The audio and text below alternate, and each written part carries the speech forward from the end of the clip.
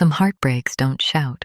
They arrive quietly and sit on your chest until breathing hurts. The ICU lights were too bright for a woman who wasn't sure she wanted to stay alive. Machines surrounded me, blinking and beeping like they were keeping secrets from each other. My body felt distant, heavy, uncooperative, like it no longer trusted me. I tried to move my fingers. Nothing happened. Then I felt it. Paper, cold, sharp at the edges, resting right over my heart. My eyes fluttered open slowly, and through the blur of pain and tears, I saw him. Zaylen Brooks, the man I once called home. He stood at the foot of my hospital bed with his arms crossed, jaw tight, eyes empty of anything that looked like concern. No relief, no fear, just impatience, like he was waiting for a late appointment to finally end. "You're awake," he said, flat and distant. I tried to speak. My throat burned. No sound came out. Zaylen sighed, pulled something from his coat, and tossed it onto my chest. The paper slid slightly as my breathing shook. "Those are the divorce papers," he said. "I can't do this anymore." The words didn't register at first. My mind moved slower than his cruelty. Divorce, ICU, me. Tears leaked from the corners of my eyes, soaking into the pillow. I stared at him, searching for the man who once cried when I caught a cold. The man who used to kiss my forehead before work. I couldn't find him. "I've wasted enough of my life," he continued. "You're always sick, always tired, always holding me back." Holding him back, my chest tightened, not from the machines, but from the memories. The nights I stayed up working while he slept. The times I swallowed my pain so he could chase his dreams. The love I gave without keeping score. A nurse stepped into the room, her eyes widening at the tension. Zaylen didn't even notice. "I'm done," he said, turning toward the door. "Sign them when you can." He paused for half a second, then added, "And don't expect me to come back." The door closed behind him. The sound echoed louder than the heart monitor.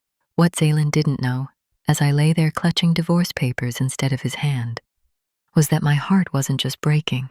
It was failing, and this was only the beginning. Some truths wait until your heart has no strength left to carry them. Some secrets are so heavy, even tears cannot lift them. The room smelled faintly of disinfectant and despair. I lay in the hospital bed, tubes tangled around my arms like silent chains. Every breath felt borrowed, every heartbeat a fragile whisper. The world outside my eyelids was distant, unreal, until the doctor stepped in. "Amara," he said softly, as if speaking too loudly might break me. I tried to sit up. My body refused.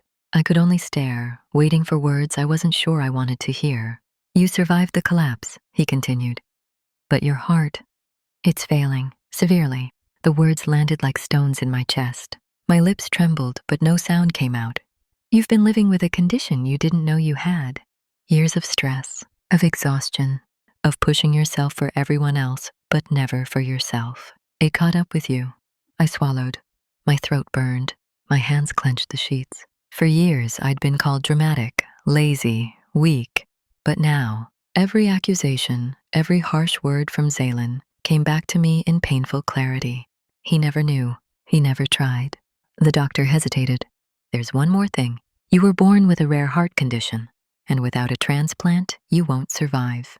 I felt the room tilt, the ceiling spin. My pulse raced, though the monitor showed otherwise. "And there's only one match," the doctor added quietly. "One compatible donor." I blinked.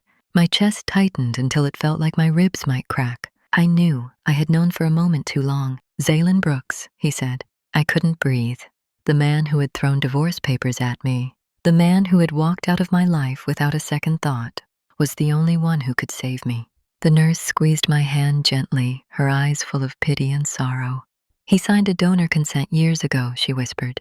Before things fell apart." I closed my eyes, the tears finally spilling over. Every sacrifice I made, every sleepless night, every silent prayer for him, it all led here. He didn't know. He didn't listen. He didn't love me the way I had loved him. And yet, without him, I would not live to tell him this. Some love survives only when it's nearly too late. The first time Zaylen heard the words, he didn't believe them. "Your wife. She's critical," the nurse said. He laughed, bitter and empty. "Then why are you calling me? I'm done. We're done." But there was something in her voice, a gravity, a finality, that made him drop the phone. By the time he arrived at the hospital, the hallway seemed to stretch forever. The walls were cold. The fluorescent lights flickered above him, echoing the panic in his chest.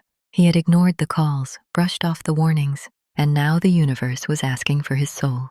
She didn't make it to surgery, the doctor said, his tone soft but relentless. You're the only match.